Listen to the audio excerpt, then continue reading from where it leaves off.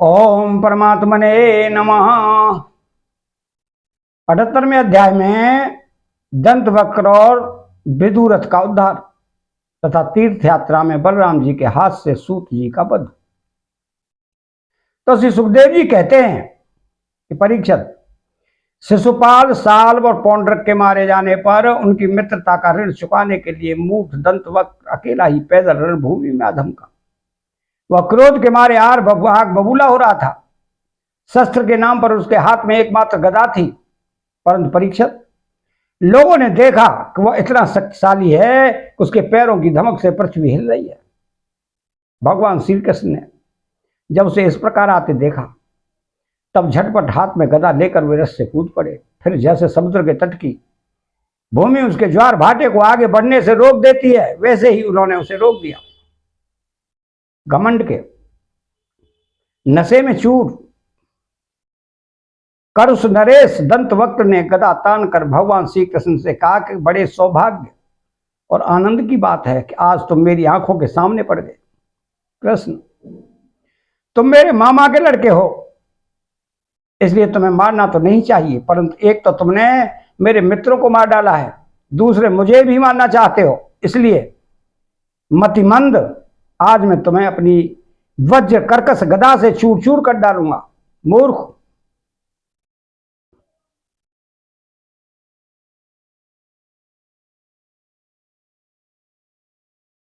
वैसे तो तुम मेरे संबंधी हो, फिर भी हो शत्रु। जैसे अपने ही शरीर में रहने वाला कोई रोग हो। मैं अपने मित्रों से बड़ा प्रेम करता हूं, उनका मुझ पर ऋण है, अब तुम्हें मारकर ही मैं उनके ऋण से ऋण हो सकता हूं।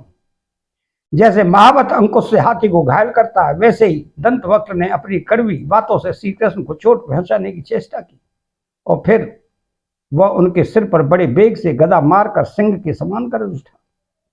रणभूमि में गदा की चोट खाकर श्री भगवान श्री कृष्ण तस से मसने हुए। उन्होंने अपनी बहुत बड़ी कोमोद की गदा संभाल कर उसे दंत वक्र के वक्ष स्थल पर प्रहार किया। गदा की चोट से दंत वक्र का कलेजा फट गया, वो मुंह से खून उगलने लगा, उसके बाल बिखर गए, भुजाएं और पैर फैल गए, निदान निष्प्राण होकर धरती पर गिर पड़ा। परीक्षित, जैसा कि शिशुपाल की मृत्यु के समय हुआ था, सब प्राणियों के सामने ही दंत वक्र के मृत शरीर से एक अत्यंत सूक्ष्म ज्योति निकली और बड़ी विचित्र रीति से भगवान श्री कृष्ण में समा गई। दंत वक्र के भाई का नाम था विदुरथ। वह अपने भाई की मृत्यु से अत्यंत शोकाकुल हो गया। अब वह क्रोध के मारे लंबी लंबी सांस लेता हुआ हाथ में ढाल तलवार लेकर भगवान श्री कृष्ण को मार डालने की इच्छा से आया। राजन, जब भगवान श्री कृष्ण ने देखा कि वह प्रहार करना ही चाहता है, तब उन्होंने उसके छुरे के समान तीखी धार वाले चक्र से किरीट और कुंडल के साथ उसका सिर धड़ से अलग कर दिया। इस प्रकार भगवान श्री कृष्ण ने साल्व, उसके विमान, सौम, दंतवक्र और विदुरथ को, जिन्हें मारना दूसरों के लिए अशक्य था, मारकर द्वारकापुरी में प्रवेश किया। उस समय देवता और मनुष्य उनकी स्तुति कर रहे थे। बड़े बड़े ऋषि मुनि, सिद्ध, गंधर्व, विद्याधर और वासुकी आदि बहादाग, अप्सराएं, पितर, यक्ष, किन्नर तथा चारण उनके ऊपर पुष्पों की वर्षा करते हुए उनकी विजय के गीत गा रहे थे। भगवान के प्रवेश के अवसर पर पुरी खूब सजा दी गई और बड़े बड़े वृषणी, वंशी, यादव और उनके पीछे पीछे चल रहे थे। योगेश्वर एवं जगदीश्वर भगवान श्री कृष्ण इसी प्रकार अनेकों खेल खेलते रहते हैं। जो पशुओं के समान अविवेकी हैं, वे उन्हें कभी हारते भी देखते हैं, परंतु वास्तव में तो सदा सर्वदा विजयी ही है। एक बार बलराम जी ने सुना कि दुर्योधन आदि कौरव पांडवों के साथ युद्ध करने की तैयारी कर रहे हैं। वे मध्यस्थ थे, उन्हें किसी का पक्ष लेकर लड़ना पसंद नहीं था, इसलिए वे तीर्थों में स्नान करने के बहाने द्वारका से चले गए। वहां से चलकर उन्होंने प्रभास क्षेत्र में स्नान किया। तर्पण आदि ब्राह्मण भोजन द्वारा देवता, ऋषि, पितर और मनुष्य को तृप्त किया। इसके बाद वे कुछ ब्राह्मणों के साथ जिधर से सुरक्षित नदी आ रही थी उधर ही चल पड़े। वे क्रमशः प्रथुदक, बिंदुसर,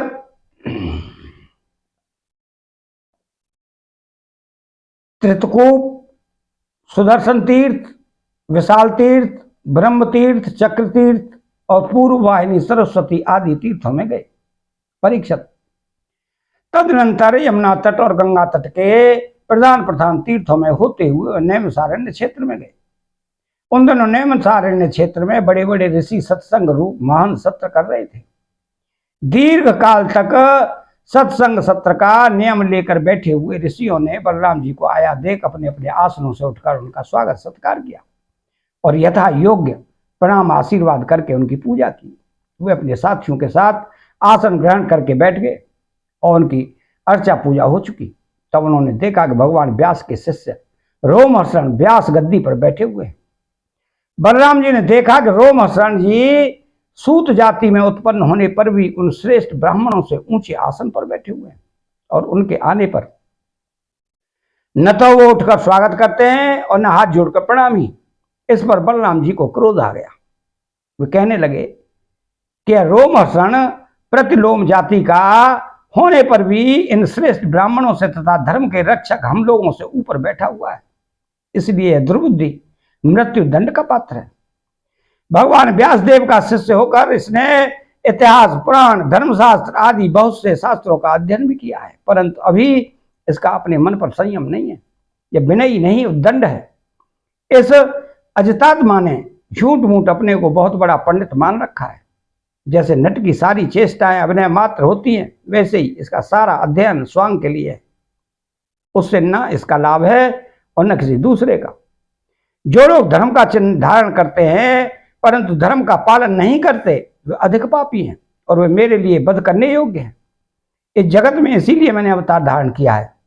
भगवान बलराम यद्यपि तीर्थ यात्रा के कारण दुष्टों के वध से भी अलग हो गए थे, फिर भी इतना कहकर उन्होंने अपने हाथ में स्थित कुश की नोक से उन पर प्रहार कर दिया और वे तुरंत मर गए।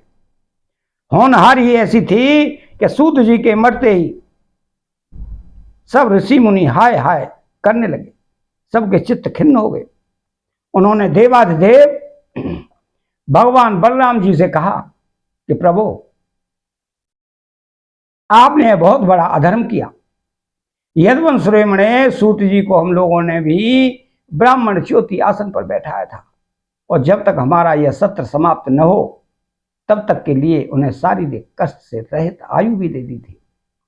आपने अनजान में ऐसा काम कर दिया जो ब्रह्म हत्या के समान है। हम लोग यह मानते हैं कि आप योगेश्वर हैं, वेद भी आप पर शासन नहीं कर सकता, फिर भी आपसे प्रार्थना है कि आपका अवतार लोगों को पवित्र करने के लिए हुआ है। यदि आप किसी की प्रेरणा के बिना स्वयं अपनी इच्छा से ही इस ब्रह्म हत्या का प्रायश्चित कर लेंगे तो इससे लोगों को बहुत शिक्षा मिलेगी। भगवान बलराम ने कहा कि मैं लोगों को शिक्षा देने के लिए, लोगों पर अनुग्रह करने के लिए इस ब्रह्म हत्या का प्रायश्चित अवश्य करूंगा। अतः इसके लिए प्रथम श्रेणी का जो प्रायश्चित हो आप लोग उसी का विधान कीजिए।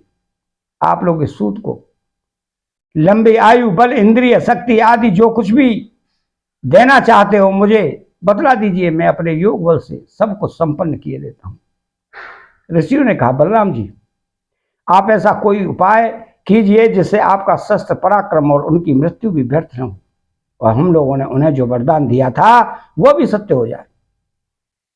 तो भगवान बलराम ने कहा कि ऋषियों, वेदों का ऐसा कहना है कि आत्मा ही पुत्र के रूप में उत्पन्न होता है, इसलिए रोमहर्षण के स्थान पर उसका पुत्र आप लोगों को पुराणों की कथा सुनाएगा। उसे मैं अपनी शक्ति से दीर्घ आयु, इंद्रिय शक्ति और बल दिए देता हूं। ऋषियों, इसके अतिरिक्त आप लोग और जो कुछ भी चाहते हो मुझसे कहिए, मैं आप लोगों की इच्छा पूर्ण करूंगा। अनजान में मुझसे जो अपराध हो गया है उसका प्रायश्चित भी आप लोग सोच विचार कर बतलाइए, क्योंकि आप लोग इस विषय के विद्वान हैं। ऋषियों ने कहा कि बलराम जी,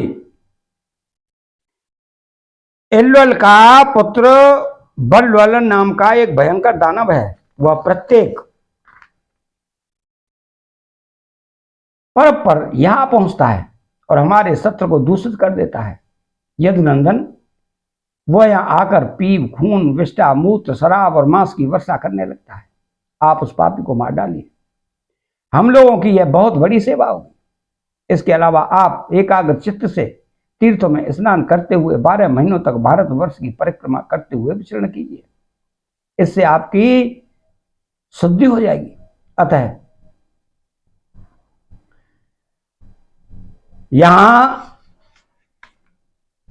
78वां अध्याय समाप्त होता है। चैनल को सब्सक्राइब करें, बेल आइकन घंटी को दबाएं, कमेंट बॉक्स में श्री राधे कृष्णा लिखें। जय श्री कृष्णा।